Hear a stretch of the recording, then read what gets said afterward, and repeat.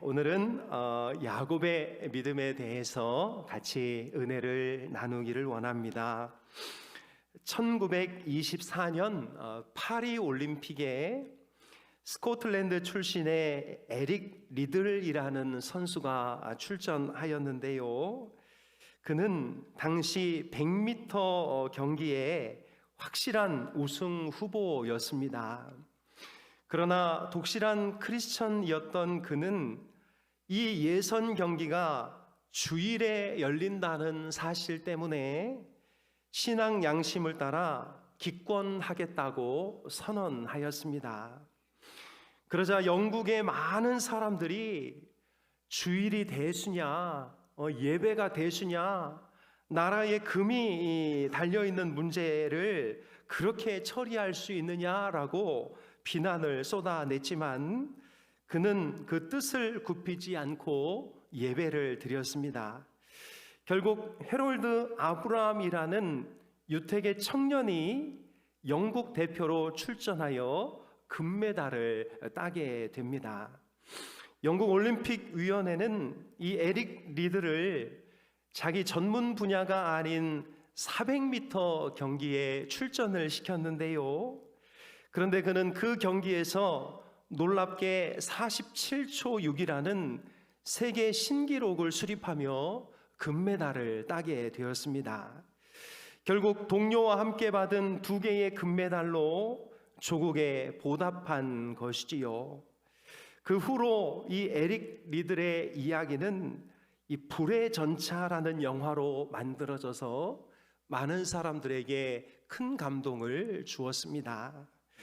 그에 반해 1988년 서울 올림픽에서 이 벤 존슨이라는 사람이 100m 경기에서 세계 신기록을 세웠는데요. 나중에 그는 약물 사용이 확인되면서 실격하게 되는 일도 있었던 것이지요. 처음에는 별로 이렇게 시원치 않게 출발했지만 결국 나중에는 엄청난 능력을 발휘하는 사람이 있는 반면에 처음에는 엄청난 능력을 갖고 출발했지만 결국 나중에 다 무너져 버리고 마는 사람이 있다는 것을 우리에게 말해주고 있습니다. 신앙의 경주에도 이 두 유형의 사람이 있습니다. 처음에는 매우 잘 달리다가 마지막에 부끄러운 퇴장을 하는 사람이 있는 반면에 처음에는 고전하다가 마지막을 빛나는 승리로 장식하는 이들이 있지요. 오늘 본문에 나오는 이 야곱이 바로 그렇습니다.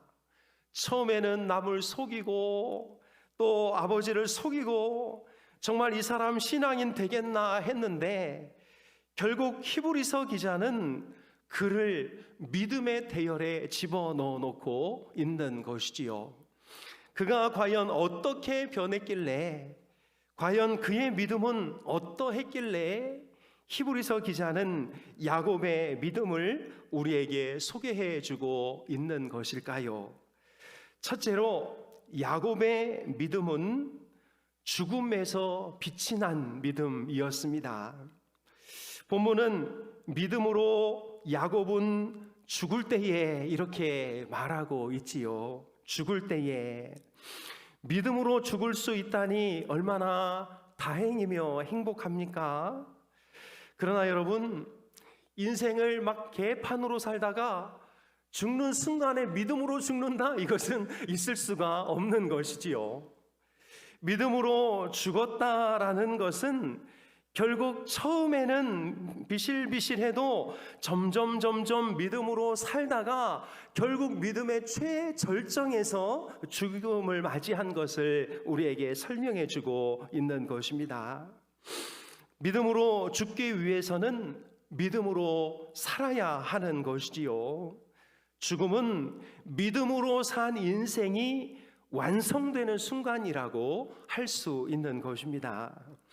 야곱은 처음부터 믿음으로 살았던 사람이 아니지요. 젊었을 때에는 무엇인가를 얻기 위해서 수단과 방법을 가리지 않았습니다. 장자권을 빼앗으려고 에서가 배고픈 순간을 노려서 일부러 팥죽을 싹 쏘아가지고 형을 속이기도 하였고, 아버지 이삭의 마지막 축복을 빼앗기 위해서 마치 자기가 형인 것처럼 위장하는 거짓말도 아무렇지 않게 하였지요. 그러나 이 야곱이 야복강에서 하나님을 만나고 그의 환도뼈가 위골되면서 그의 삶이 한 발짝 한 발짝 믿음의 삶으로 바뀌게 되는 것을 우리는 알 수 있습니다. 그가 인생의 황혼기에 어떻게 결정적으로 바뀌었는지를 우리는 성경을 통해 볼 수 있는데요. 첫째는 그가 아들을 다시 애굽 땅으로 보내서 양식을 사오라고 했을 때, 창세기 43장 2절에 우리를 위하여 양식을 사오라라고 했던 이 모습을 통해서 그의 젊은 시절에는 상상할 수 없었던 일이 점점 일어나고 있다는 것을 우리는 알 수 있지요. 두 번째는 아들 시므온과 베냐민이 애굽의 볼모로 잡혔다는 소식을 들었을 때 어떻게 하면 좋겠냐는 말에 야곱은 이렇게 대답합니다.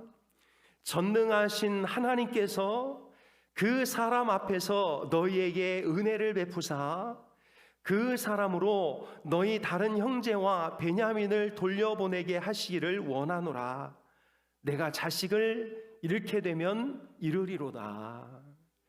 야곱은 자기 것, 자기 자식, 자기 가족에 대해서 엄청나게 어떤 이 움켜쥐는 사람이었는데, 어느 날부터 하나님께 그 모든 것들을 맡기기 시작하고 어느 순간부터 하나님을 의지하면서 자신의 그 움켜쥐었던 손을 점점 펴기 시작하더라는 것이지요.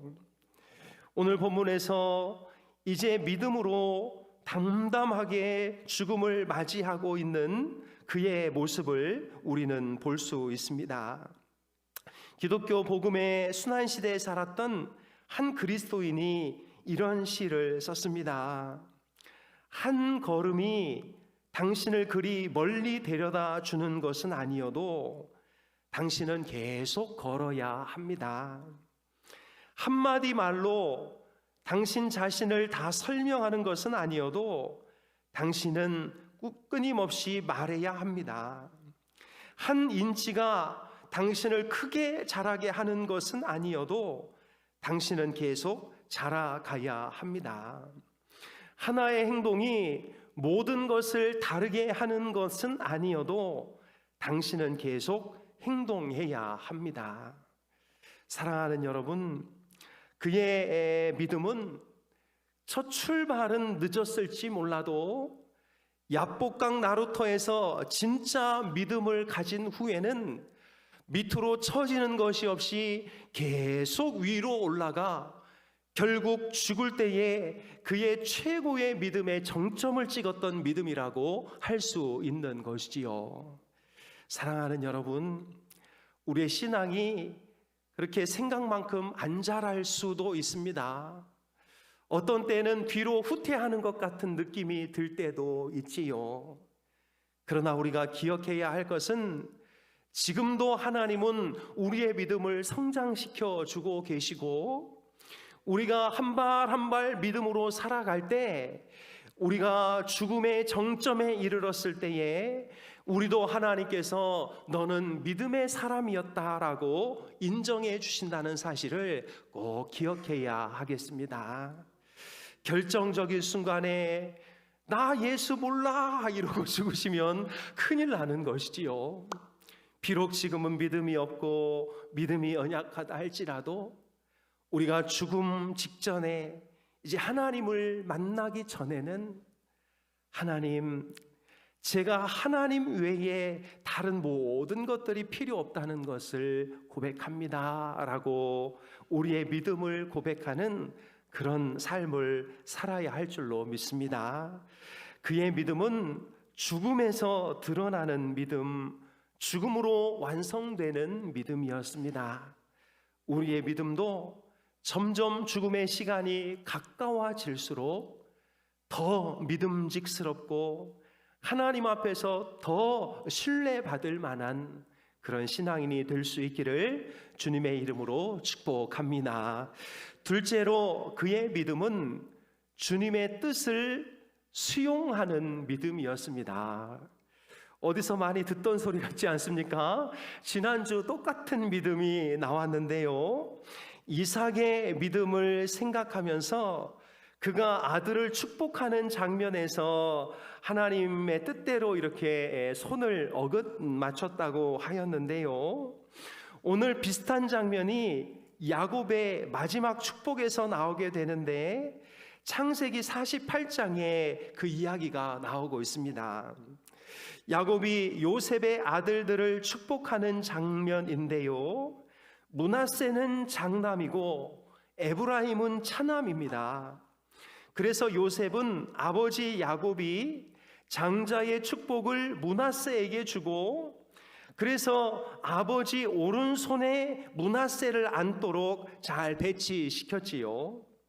그런데 야곱은 의외로 팔을 이렇게 어긋맞겨 얹어서 에브라임에게 장자의 축복을 베풀고 있는 것을 보게 됩니다. 요셉이 너무 놀라 아버지의 손을 바꾸려고 했을 때 야곱이 이렇게 말하지요. 나도 안다, 내 아들아, 나도 안다. 실수가 아니라는 것입니다. 그는 기도하고 주님께서 주신 응답에 따라 므낫세와 에브라임의 권세를 바꾸어 기도하고 있는 것을 우리는 볼 수 있는 것이지요. 야곱의 이런 결단은 아버지 이삭에게서 그대로 배웠다고 생각할 수 있습니다. 부전자전인 것이지요. 아버지가 하나님의 뜻대로 결정하는 것을 계속 본 아들은 자신도 하나님의 뜻대로 결정하는 것이 옳다는 것을 자연스럽게 습득하게 되지요. 아버지가 결정적인 순간에 하나님의 뜻을 무시하는 것을 본 자녀들도 결정적인 순간에 하나님의 뜻을 무시하게 되는 그런 모습을 보이게 되는 것입니다. 여러분, 이런 이야기가 있는데요. 하루는 아들이 못 보던 노트북 컴퓨터를 만지고 있었습니다. 아버지가 너 그거 어디서 났냐? 그랬더니 친구 거예요. 빌려왔니? 아니 그냥 가져왔어요. 아버지는 너무 놀랐습니다. 그래가지고 야 임마 그건 도둑질이야. 정말 필요했으면 아빠한테 말했어야지. 아들이 아빠한테 말하면 줄 거예요? 그랬더니 아버지가 이렇게 대답했답니다. 야 필요하면 아빠가 회사 거라도 갖다 주지.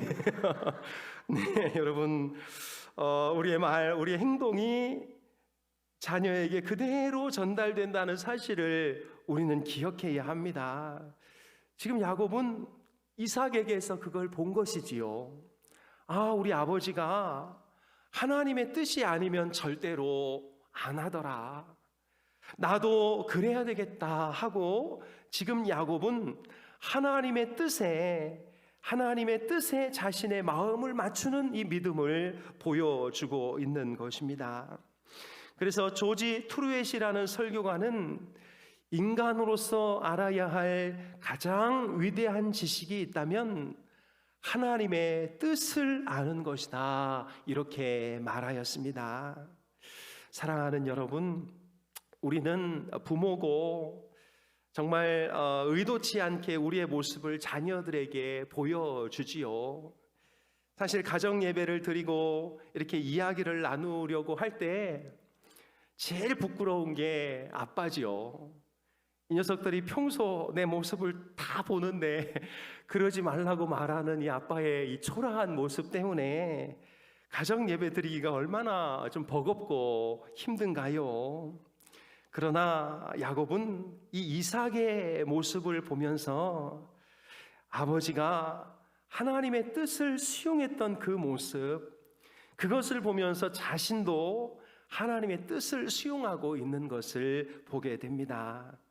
여러분, 믿음은 내 뜻을 포기하고 하나님의 뜻을 받드는 것이지요.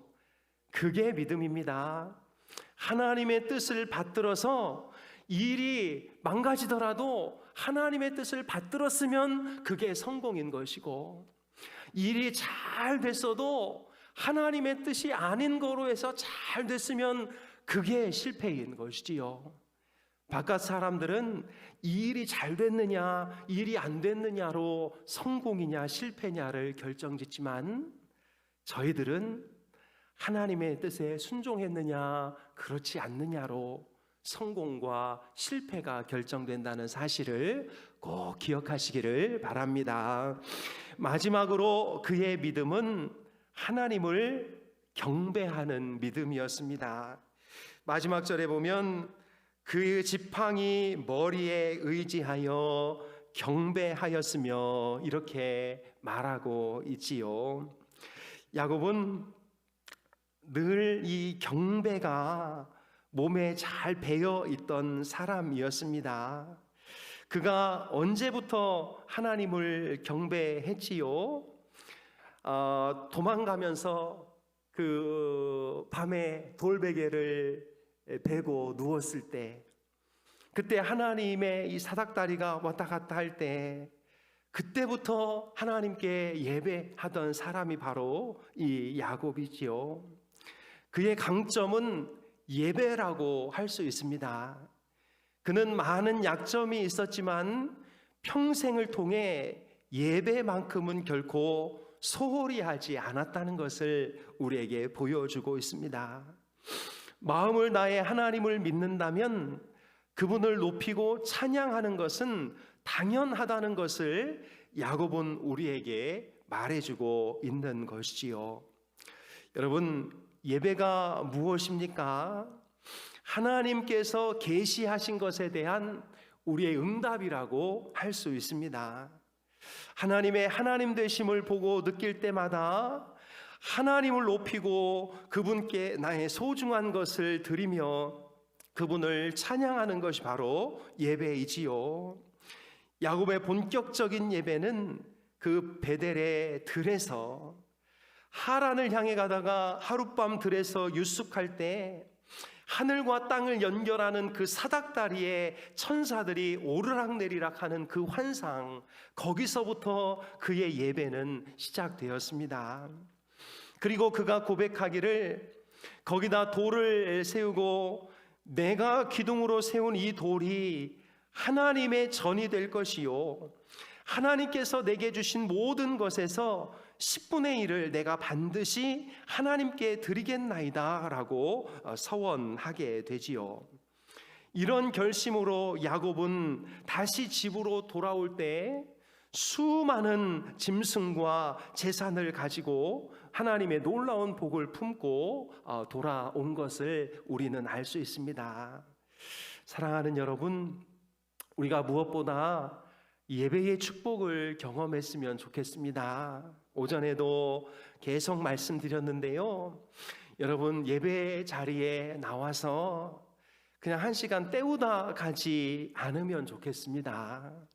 예배 시간을 엄수하고 예배의 구경꾼이 되지 말고 참여자가 되고, 예배를 보는 자가 되지 말고 예배를 드리는 사람이 되어야 하는 것이지요.